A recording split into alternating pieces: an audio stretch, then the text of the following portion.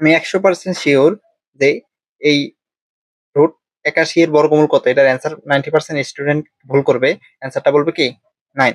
আসলে কি অ্যান্সার এটা হবে? হবে না। 80 রুট 81 মানে কি 81 কে বর্গমূল করলে কি হয়? 9 হয়।